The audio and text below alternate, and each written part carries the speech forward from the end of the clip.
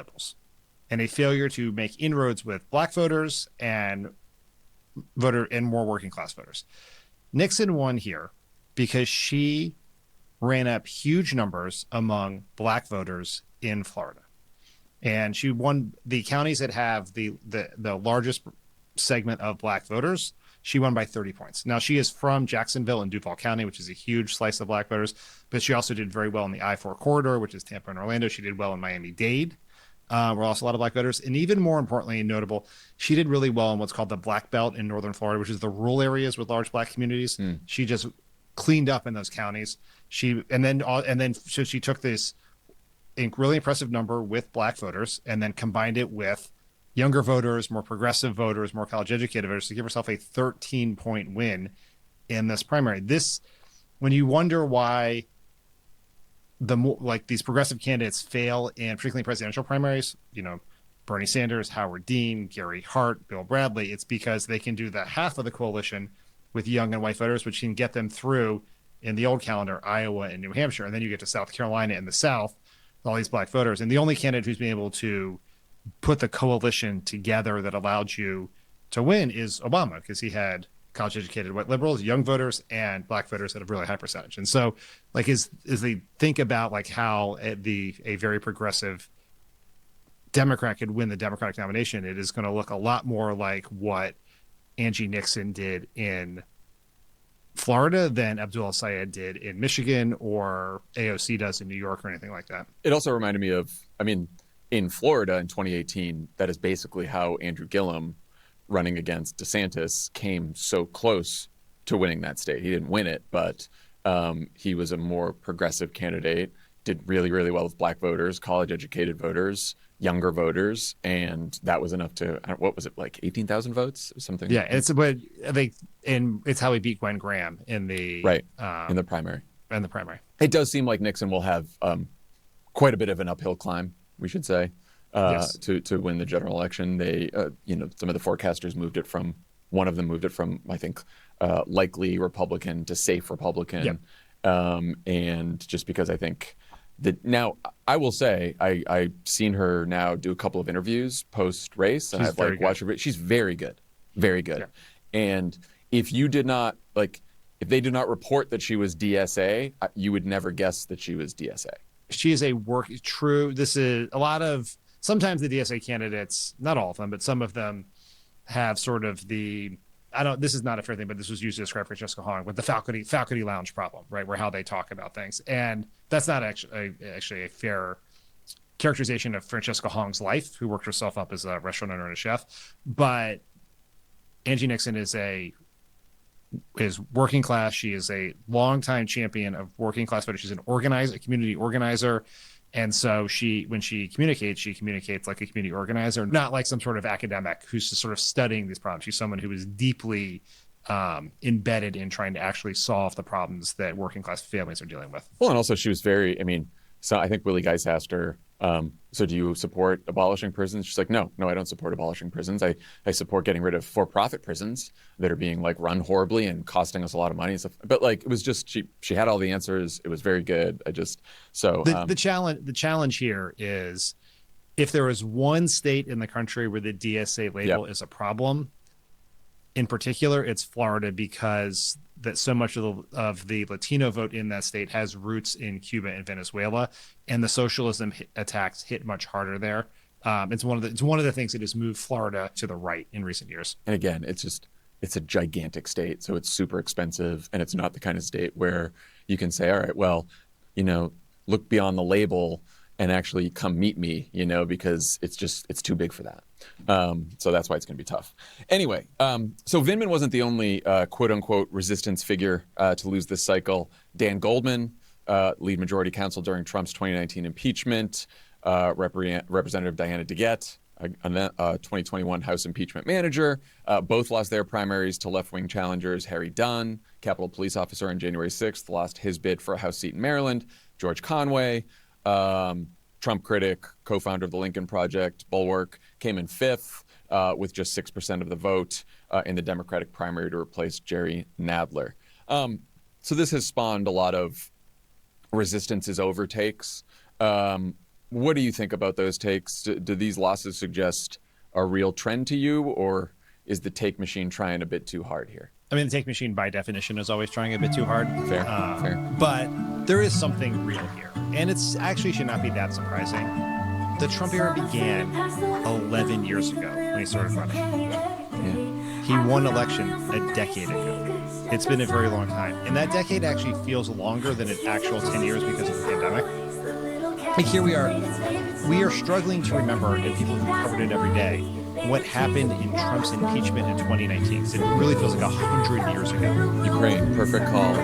Zelensky was involved, but it was before the war. Yes, but we didn't even know Zelensky like we know him now. He wasn't even our hero. He was just a guy. He was just a comedian who got a job. And so, like that, if that's all old and feels like in the past.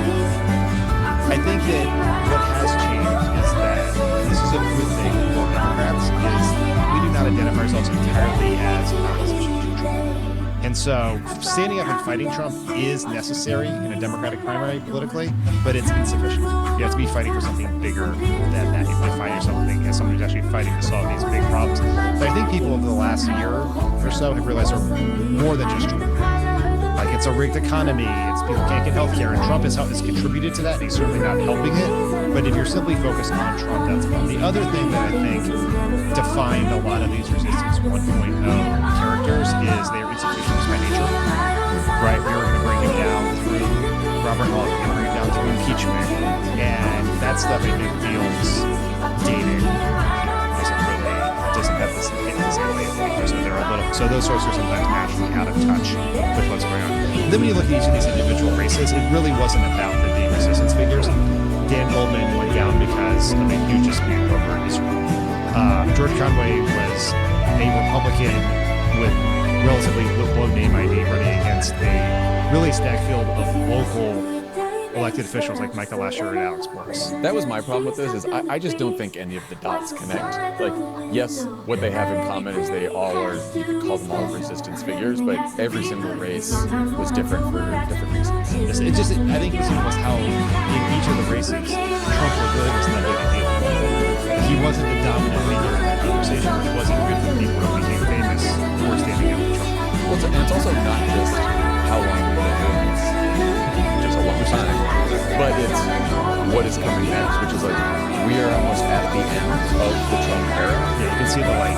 Right, and so if you're, and this is going to be especially true in the 2028 primaries, but like all of those Democratic candidates that are running for president, why would they talk that much about Trump? They'll probably talk about how they're going to fix the damage that Trump has done, but like it's sort of like we dealt with this in the campaign in 2007, 2008. It's very similar, where there was a lot of Bush bashing, obviously, but at some point in that primary, I remember Obama was like, the real question is, like, we know that George Bush isn't coming back as president, and the question is, what's next? Like, what's next for the country, and where are we going to go, and what's going to happen?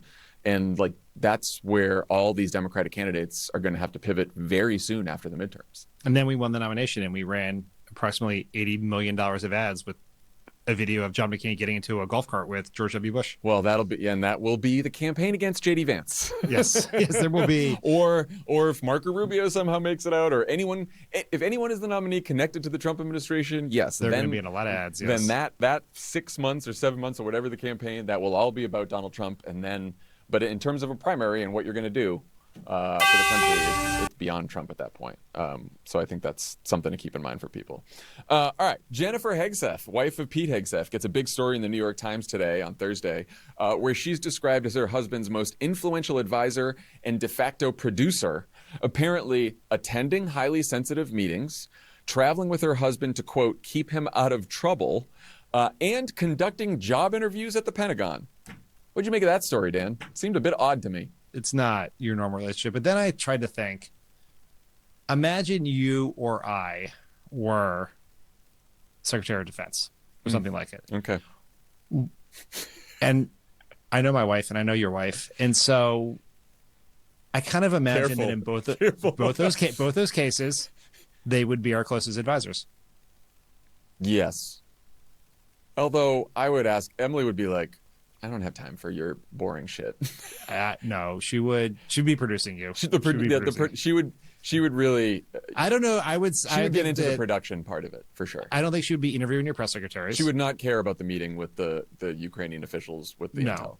But they would be deeply involved, both Hallie and Emily, in both cases. That's true. And clearly they'd have to be on the road with us to keep us out of trouble, because when we go on the road, we've done a lot of traveling together over the years, and yeah. we're pretty boring. So it's fine. Oh no, one drink and then in bed by 9:30 so we can read the news. Could stand to get in a little more trouble. Coming up, MAGA world is in chaos over Trump's Natalie scandal. More Pod Save America next. Welcome back to Crooked on MS Now, your weekly highlight reel of the most talked about moments from Crooked Media's top podcasts. Senator Jon Ossoff has sparked a complete MAGA meltdown after claiming all Donald Trump wants to do is travel with his 35-year-old aide, Natalie Harp. Here's Pod Save America. The fallout from the most vile, despicable, misogynistic words ever spoken from the mouth of an elected official. I'm talking, of course, about Jon Ossoff's baseless allegation that the president likes to, quote, travel with Natalie. Mm-hmm. That's it. That's the whole, that's those are the three words that we're talking about here. Here's a representative sample of the MAGA crash out from White House Press Secretary hopeful Scott Jennings. He's willing to do it in a scripted rally, but he's not willing to defend it after the fact. It's despicable. Ashley? I mean, just all this sort of fake outrage just really infuriates It's not fake, me. I can assure you. It is. I mean, is not especially fake. when the president You don't put words in my mouth. It's not fake. She No, let but you're you putting speak. words in And she said I Ossoff's had mouth. He fake never outrage. suggested I am really. Hold on a second. He Hold never on, said- Ashley, please Sure. speak. He Scott, never please said- listen to what she has to say. We all respected when you had the platform. Thought we were going to get your hand out of my fucking face again. These shows the format is so rote. It's like dickhead says dickhead thing, someone attacks him for it, host scolds them for being civil on set. Dickhead talks over everyone else to Yeah. make sure that he's not forced to actually respond in a way that's not just his angry talking points. Listen, I can't grow a goatee, and that's on me. That's a cross I have to bear. But I wouldn't. If it looked like that, I'd shave it anyway. I don't like him to look there. I mean, he's definitely trying out for the job with this. Yeah. For the White House press secretary you think? job. Although He has been floated. I got to say, you need to be a bit more unflappable than Scott Jennings. Scott Jennings is too emotional. He flaps. He's too emotional to be White House press secretary. Caroline Leavitt, you can say a lot about her, liar, all kinds of stuff, but like she doesn't. She's kind of unflappable. Oh no. Her countenance was, I just took a beta blocker and a Xanax, right? Nothing's getting through here. Like Scott is a pussy. Yeah, he's a whiny little bitch. Whiny pussy. The idea, the civility police are out in force on this. It is so stupid. Listen, obviously, Jon Ossoff did something pretty savvy here, which is he kicked up a conversation about Donald Trump's weird relationship with this 35-year-old woman who his own staff refer to as the human printer. And she is so important to Donald Trump that she went on the secret plane while, much like Hamas, he used the rest of his staff as human shields on the decoy. So the New York Times posted some of Natalie's letters to Trump. Can I do a dramatic reading for you? Please. I also am sorry if I was an embarrassment walking the course in Scotland. Apparently there's video of her chasing behind his golf course. Yes, she wasn't fast enough. In Scotland. I want things to always be right between us. I also know I've been distracted all week, forgetting to eat throughout the days and even forgetting to sleep and only catching a couple hours at a time. The letter concluded, with all my heart, Natalie. Who among us has not written the line to our boss, I want things to always be right between us? My dearest Robert Gibbs, I'm so sorry that I forgot to eat and forgot to sleep. Like, that is a very unhealthy relationship if you're apologizing for forgetting to sleep and eat because your boss presumably is working you too hard. With all my heart, Natalie. Here's the thing. The Secret Service raised alarms about the letters that she was leaving Donald Trump. So, yeah, Jon Ossoff saying he wants to travel with Natalie and build his ballroom. Again, that is all Jon Ossoff said. And then everyone else jumped right to the implication that, like, they're fucking or whatever, or it's something. And it's like, I think Jon Ossoff went went sort of easy on the whole thing, because the idea that she's sending him these letters about how she always wants things to be right between them, and she cares about him more than anything, and yeah, I think Trump's line was like, she's the only one who loves me as much as my family. Yes. Everyone else will cash out and be gone, and she will be there. Again, this is not a healthy boss-staffer relationship. This is like a 35-year-old woman with no relevant experience in government who just literally chases after his golf cart, prints out positive news about him, apparently surfaced the video of the Obamas as apes, Yes. and helped him share that one. So nothing about this is normal, and it's like perfectly appropriate to raise questions about this. Yes, Scott Jennings later in that clip was like, how would John Ossoff like it if someone started saying that one of his young staffers, one of his young female staffers, blah, blah, blah, and started implying all this stuff. I'm like, well, if one of John Ossoff's young female staffers was caught writing letters to him that say, you are all that matters to me, and I always want everything to be right between us, and it alarmed his security, yeah, I think it would be very fair. Yeah. For Republicans to say something about that. And again, remember, we don't need to go through the hit list of all the times Donald Trump has been a horrible, cynical person. But one that came to mind to me today was, remember when Nancy Pelosi's husband, Paul Pelosi, was attacked and bashed on the head with a hammer? Trump was out there suggesting and spreading the conspiracy that this was staged or that it was his lover, right? I mean, he's the worst person in the world. Fuck all these. There's clearly this coordinated effort. So the White House apparently has these Discord communities or other group chats where they send their little kind of outside forces and minions talking points to push back on whatever defends, Trump against some attack. They lit up that group chat around this one, which suggests to me that this is something that really bothered Trump personally. My focus on this, it has little to do with it was a brilliant ploy by John Ossoff. I think it's fine he did it. It got attention, whatever. I'm more incensed by the reaction from the right on this, because it's the hysteria, and it's Scott's trying to say it's not fake. Either it's fake and you're all bullshit, or it's not fake and you have no fucking idea what has happened over the last 10 years.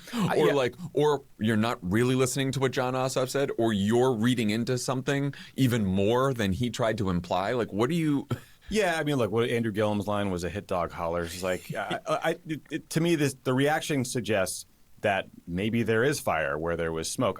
I think it's great that they're overreacting like this. I think it's great that Stephen Chung in the White House Rapid Response account is basically sharing these John Ossoff remarks. They're doing Ossoff's work for him. They are getting this message out there in a way that doesn't often happen. And you and I were laughing about how there's this sort of narrative out there in the media, the political media, that's John Ossoff has mastered the clipping economy and communications. And it's in a sense, yes, he's doing a very effective job of taking his stump speech, putting a couple of kind of newsworthy lines in there, making it gets clipped and shared on social media. Back in the Obama days, we called that a topper on a speech. It was the thing you did every event. I guess it shows how far the party has fallen, and that it's a pretty standard thing. Communications 101. Right, here's my nut graph that I'm going to hope that people quote, and I'm going to get the message in there, but I'm going to get something in there that gets it some attention so that the message gets it attention, and then people will talk about it. That's how politics has worked. You know the word news? 75% of that is new. So you say something new about something relevant and interesting every day, and then the media will cover that. Well, that's what Ossoff is very effectively I saw doing. people be it just distracted from the rest of his message. It's no, it didn't. It didn't. It got the message attention. If it wasn't there, no one would have covered that message. Yes, our friend and former colleague David Axelrod sort of did a bit of civility police hand-wringing about the tweet. It's Ax, I'm sorry, you're just so wrong here. Yeah. You might not like the suggestion that Ossoff did not make, that frankly I made, right? That he might be hinting at some sort of affair or something with Natalie Harp. But it is just unequivocally true that by including the line about traveling with Natalie, Ossoff got these comments 100 times more attention than they would have otherwise. Well, yeah, I thought it was strange that Axe came down on that side, because I thought that the way Ossoff did it was so much subtler than some resistance libs would do. Like, look, I think when Gavin Newsom was on a tear last year and his account was, and they were like, I thought they went way harsher. Gavin was out there being like, we're selling Trump knee pads. We're like, whoa. What is that about? Right. Yeah, exactly. Like, there was a cringe resistancy way to do this that Ossoff did not do. I actually think that he did it in a nice kind of subtle way that everyone kind of got, he raised the question and he got attention, but it wasn't, the overreaction is crazy. Yeah, it was not like subtle, but it was subtle enough that I think it was entirely appropriate. And by the way, in Trump-adjusted terms, give me a break. I know. Get out of here. I know. Well, there's one person who's actually making sense on this, and this person always is making sense on issues like this, on controversies like this. Let's listen to straight shooter Jesse Waters. To suggest that Trump surrounds himself with attractive women, yeah, I think he's done that his whole life. I don't think he's very upset about the comment. Am I fazed by this comment? No. Has Trump said so much worse, so much more sleazy things against other people? Yes. Have I defended those things? Absolutely. So I'm not going to pretend I'm all hot and bothered about it. And the president doesn't even care. He's like, what? Who? Oh, Pee Wee Herman? Next. Story was over. I mean, shout out Jesse. Maybe he should be the next White House press secretary. He'd be better than Scott Jennings. I've seen Jesse Waters make that kind of comment a few times, that he just sort of like doesn't want to get into the civility policing on the left or the right. It's one of the things he's consistent about, because I think at the end of the day, he just kind of wants to be kind of a frat humor, shit talking, like have fun with like his commentary. He also wants everyone to know that like he's in on the game, right? Like he's like, I get that this is all bullshit that what we're doing here, and I'm just like having fun. Now, whether it was intended or not, Jesse Waters had the best sort of press advice, communications advice about this, which also Donald Trump's instinct was the same as Jesse's, which was when Trump was asked about it in the Oval, he went off on the ballroom and something else, and he didn't show that he was mad at all. Jesse wasn't mad at all. If everyone on the right had just shrugged it off and been like, oh, Trump doesn't care, we don't care, no one would be talking about it. Yeah. The one thing Jesse was wrong about is Trump didn't really shrug it off. He seemed a little rattled by it. He was rattled, but he didn't flip out, but then he flipped out on the reporter later. Right. And it seemed like it got in his head. I got to say, though, calling John Ossoff Pee Wee Herman. So lame. Pee Wee's Playhouse was on. Big Top Pee Wee was released in 1988. Well, I mean, how many people do you think know who the hell Pee Wee Herman is at this point? And Maggie Haberman has reported this and talked about this a lot, but like all of his references are just dated, stuck man. In the 80s. That's it. He's still living in the 80s. He doesn't have any pop culture references beyond that. Sorry, Pee Wee's Playhouse ran from 1986 to 1990. Yeah. Also, John Ossoff doesn't look like Pee Wee Herman. He's like a young, good-looking guy who's quite effective on the stump. So you can try. I think I might go back to the drawing board on the nickname, sir. He's got Alfred E. Newman and Pee Wee Herman. Those are the two that he uses. Yeah, Mad Magazine. That's what I'm saying. I was a subscriber. Yep. Loved it. And watched Pee Wee Herman. It's just not working. Coming up, Ken Paxton stole a pen and James Tallarico turned it into an ad. Could it help him win Texas? You're watching for your weekly roundup of the best moments from Crooked Media's top podcasts. Republican Senate pick in Texas, Ken Paxton, is a scandal-generating machine.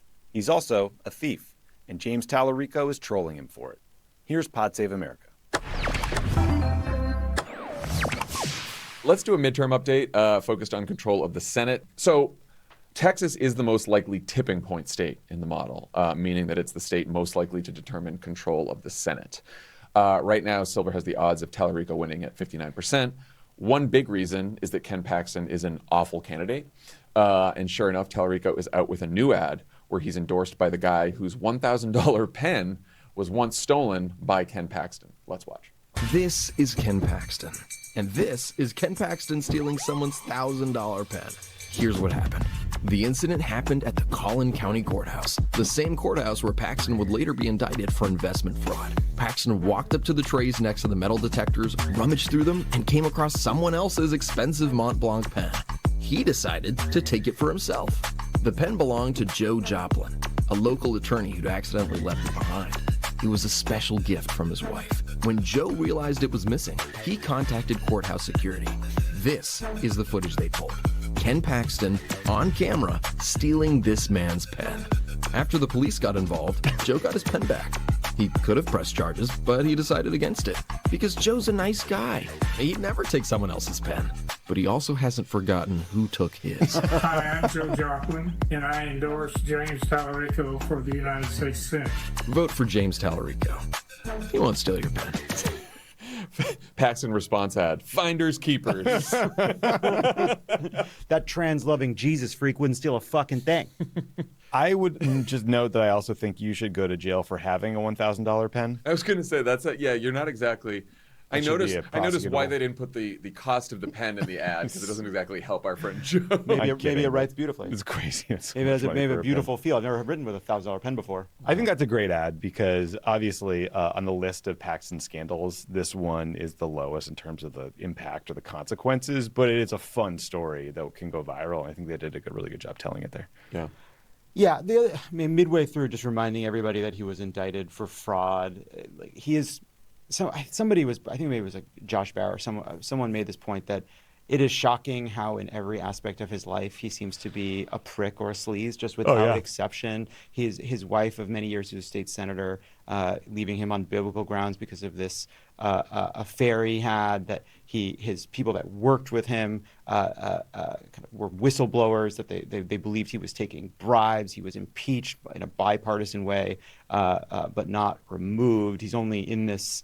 He's only gotten the nomination because Trump didn't like John Cornyn and sided with Ken Paxton as a fuck you to John Cornyn. But even Republicans in Texas would obviously have preferred someone more electable. He also just not a great fundraiser. He just seems like a shitty fucking guy that nobody likes, and it puts Texas in play. Including Republicans. Just seems like a fucking asshole. Well, in Nate's model, the fundamentals put Texas at R plus 3.4. So even with the huge shift towards Democrats, it's still more of a Republican-leaning state. But Tallarico's ahead in the polls by 1.9 average right now. And the reason that they have it as a toss-up, but it's almost at lean D, is just because Tallarico's a good candidate, and also Paxton is such a bad candidate and has all these scandals, and also Tallarico has raised an ungodly amount of money. Yeah, Ken Paxton is he's also not a prolific fundraiser. Tallarico has raised $65 million to Paxton's $9 billion. What I didn't realize until I read Nate's piece is that Beto O'Rourke had trailed in every single poll against Ted Cruz. What were we thinking? Tallarico, Beto's great. And he's still I know. I mean, like, I was excited. I thought he could win. The Tallarico is leading Paxton by, as you said, 1.9% in the polling average. It's pretty good. I mean, I imagine all of these races are going to tighten because they just always do when people pay attention. But 2026 is a very blue year, and Paxton is a very bad candidate. Ted Cruz was able to eke out a win against Beto, not because Beto didn't get the votes he thought he was going to get, but they were surprised by the turnout of Republicans. And we don't like Ted Cruz, but Republicans like Ted Cruz. And like Ken Paxton is sort of just a different animal. It's a worse environment. It remains to be seen if it's a worse overall national political environment. But certainly in Texas, Ken Paxton is just not nearly as good a candidate as beloved, charismatic figure Ted Cruz. Yeah, and I also think Trump's approval was fairly bad in 2018 at the time, but you didn't have the economic approval as low as it is right now. That's the problem. So I think that is the tailwind that I think that Beto did not get in 2018 that Tallarico probably is. Coming up, why the hosts of Hysteria think that the AI tech boom comes down to porn or war. You're watching Crooked on MS. Welcome back to Crooked on MS Now, your weekly highlight reel from Crooked Media's top podcasts. Data centers are popping up across the country, and so are concerns about what they're doing to the environment and whether they could be laying the groundwork for a surveillance state. The hosts of Hysteria discussed it.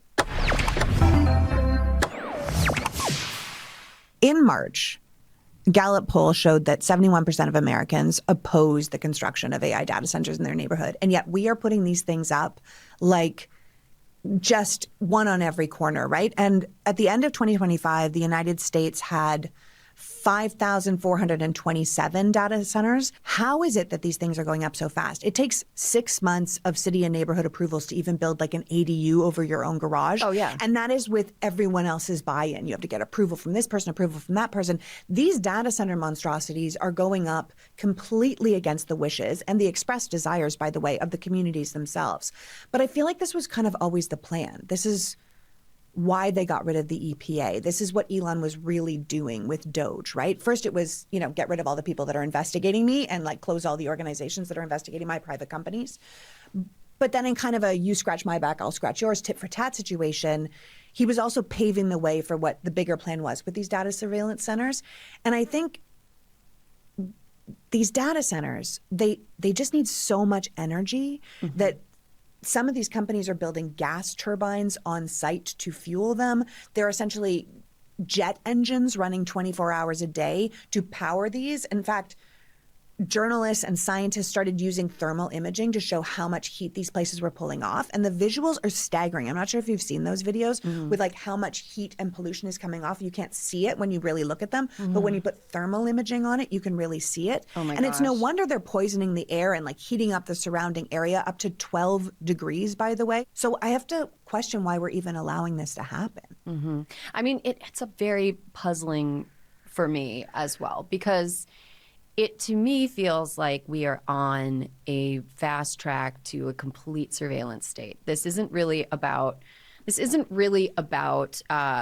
getting people their own personal assistants or like streamlining workflow or They're whatever. not helping us. It's trying to make us completely surveillable, completely controllable.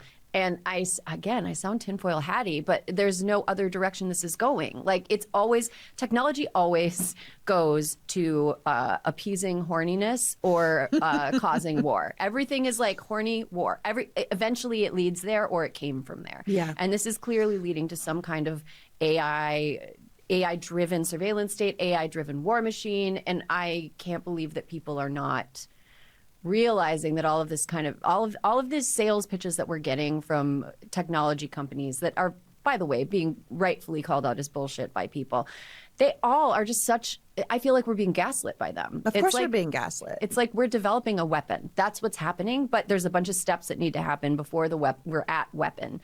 And one of those steps is we need to have all of these data centers up. We need to have all of this data. We need to be collecting data perpetually on people so that we can hone these weapons.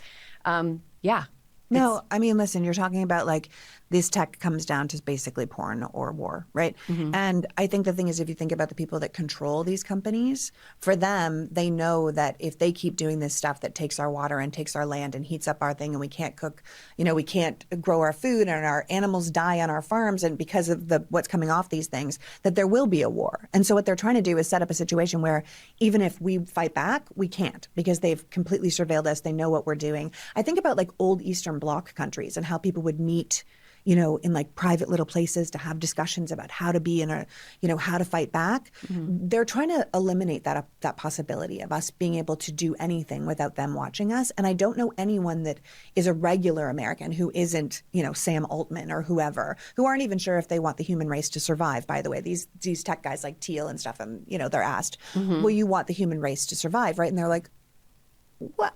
Well, and so it's problematic.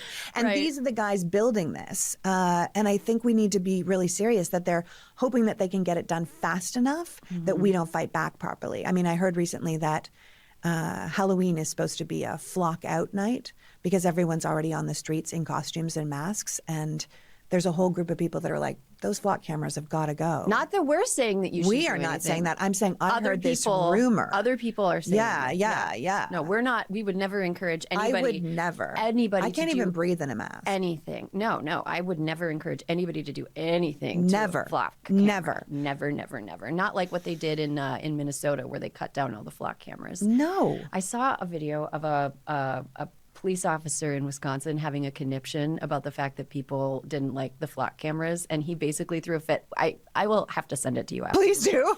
But it's funny because he does it with this real Wisconsin accent, and he's so aggrieved, and he's like, you guys can't even, and it's like, it's very silly. He basically threatens to run background checks on people who are protesting the flock cameras. Because we live in the land of the free and now we're the land of the surveilled. Like, people should be outraged. They should be absolutely outraged. I feel this all the time. I want to remind people, like, hey, man, everything that you're upset about, the ICE raids, the detention centers, the pardons Trump's giving to his friends and family or people that pay him, the government contracts that he's giving to insiders, extraordinary price of groceries and homes, every vanity project that you're like, how do we have money to gild these horses?